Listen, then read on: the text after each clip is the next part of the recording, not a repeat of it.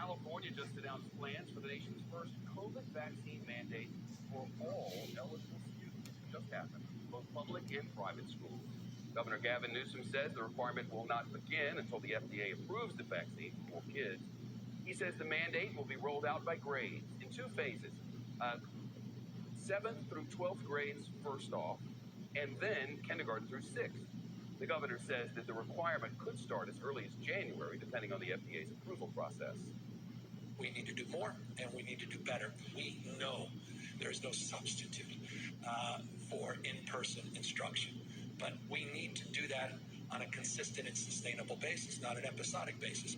Meantime, Supreme Court Justice Sonia Sotomayor just denied a request from a group of New York City teachers to block our city's vaccine mandate to school employees. Justice Sotomayor could have referred the matter to the full court, but instead, she acted alone, denied the request. Mayor Bill de Blasio of New York ordered workers to get a COVID shot by 5 o'clock this afternoon or face being put on unpaid leave.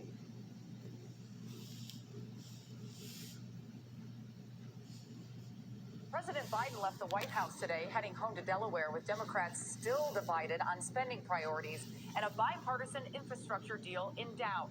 CBS's Christina Ruffini is at the White House tonight with the very latest. Christina?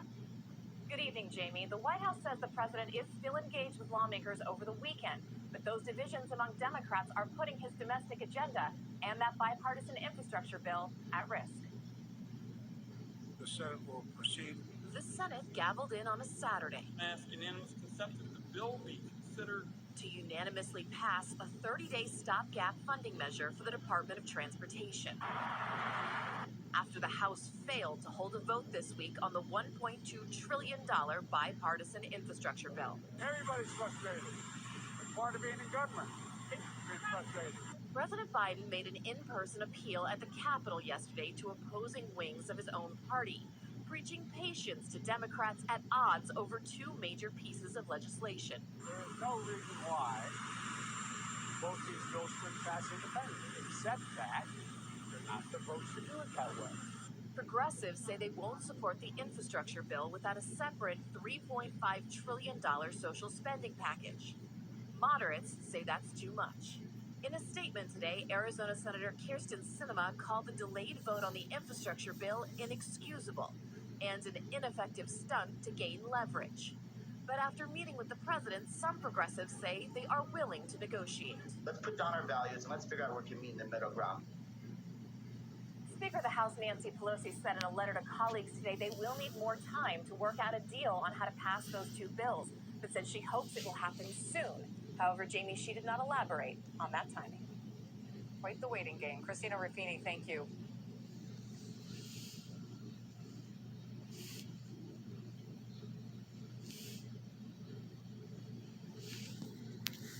Worldwide deaths related to COVID-19 surpassed 5 million on Friday, according to a Reuters tally, with unvaccinated people particularly exposed to the dangerous Delta strain. More than half of all global deaths reported on a 7-day average were in the United States, Russia, Brazil, Mexico, and India. While it took just over a year for the COVID-19 death toll to hit 2.5 million, the next 2.5 million deaths were reported in just under 8 months, according to a Reuters analysis. There has been increasing focus in recent days on getting vaccines to poorer nations, where many people are yet to receive a first dose, even as their richer counterparts have begun giving booster shots. The United States, which has been battling vaccine misinformation, surpassed 700,000 deaths on Friday, the highest toll of any country.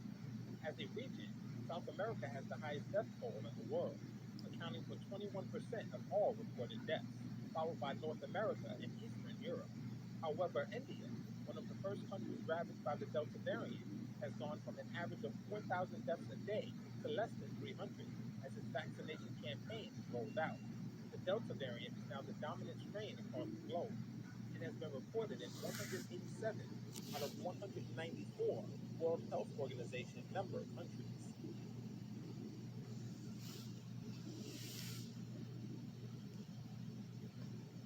Thousands of protesters marched at rallies across the country today, decrying Texas's tough new restrictions on most abortions.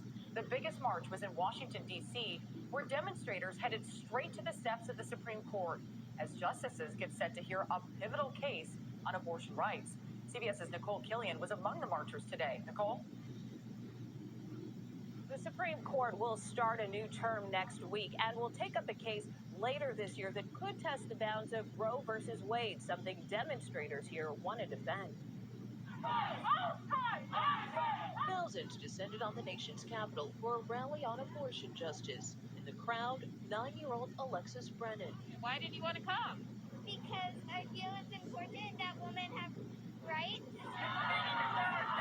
At the Supreme Court, riot police stood between protesters for and against abortion rights. The restrictions that are being forced on women and are being discussed right now are unconscionable. If we're really marching for women's rights, we shouldn't exclude the preborn from that. The face-off followed a day of demonstrations that began near the White House. Abortion is health care. Nancy Travers says she had one in her 20s and supports a woman's right to choose. But how hard of a decision was that for you? I never considered raising the child myself because I just couldn't. Around 600 events were held around the country, from D.C. to Texas, to protest that state's new heartbeat law, which bans most abortions at approximately 6 weeks. And to take a stand ahead of a critical case before the High Court this fall involving a similar ban in Mississippi. We're actually reaching a time and place where this is going to become a reality, that abortion will be illegal. The court will hear that Mississippi case in December, and it will be watched very closely by both sides, given the implications it could have on Roe versus Wade. Jamie? Nicole Killian, thank you.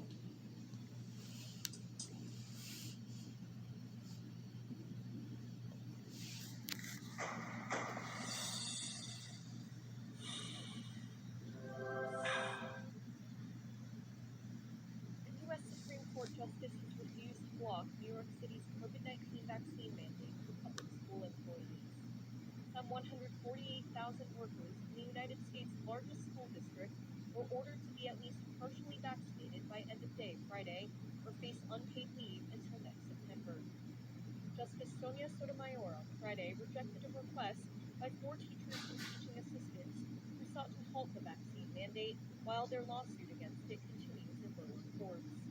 Sotomayor handled the case as the justice assigned to deal with emergency requests in the region covering New York, similar to Justice Amy Coney Barrett denying Indiana University students' bid to block their vaccine mandate back in August.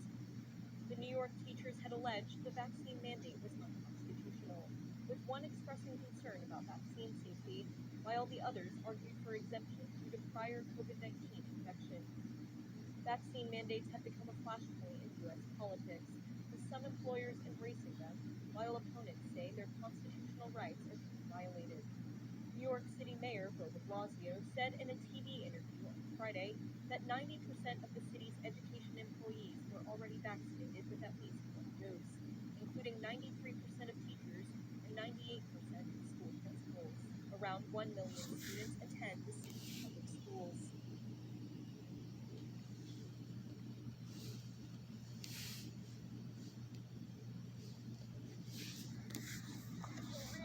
The worst case scenario for any port.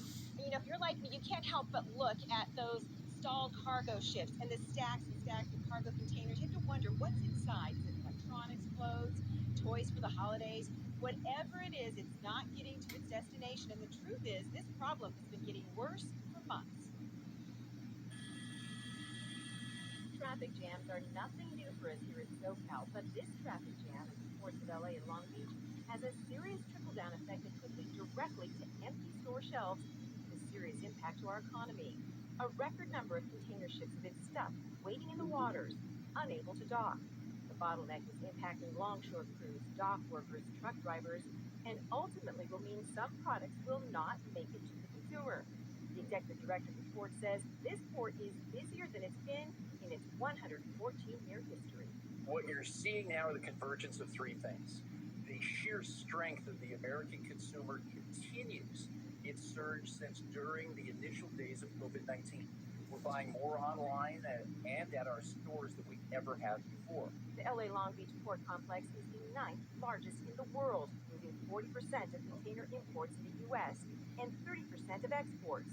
But if the container ships can't dock, everything stops. Right now, there are 64 ships basically stuck in the water with precious cargo on board. Once cargo gets here to LA, it's like taking 10 lanes of freeway traffic and bringing it down to 5 lanes. We're still moving more cargo than ever, but it's not enough because of the buying power of the American consumer. What's happening now is that importers are waiting to pick up their cargo longer than ever before.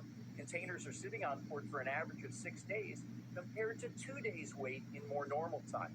In an effort to get a handle on the backup, there's a new 24/7 pilot program called Accelerate Cargo LA. It's expanding terminal gate hours for truckers and also nighttime and weekend hours for longshore crews. But LA can't do it alone.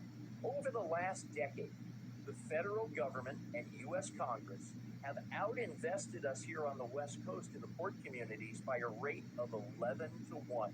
That means $11 billion in federal funding has gone to ports on the East and Gulf Coast, and just a little more than $1 billion here on the West Coast. Congress is right now considering that $1 trillion infrastructure bill. The hope here at the Port of LA is that we will see some of that money, and soon. Reporter from San Pedro, I'm Lynette Romero for KK5.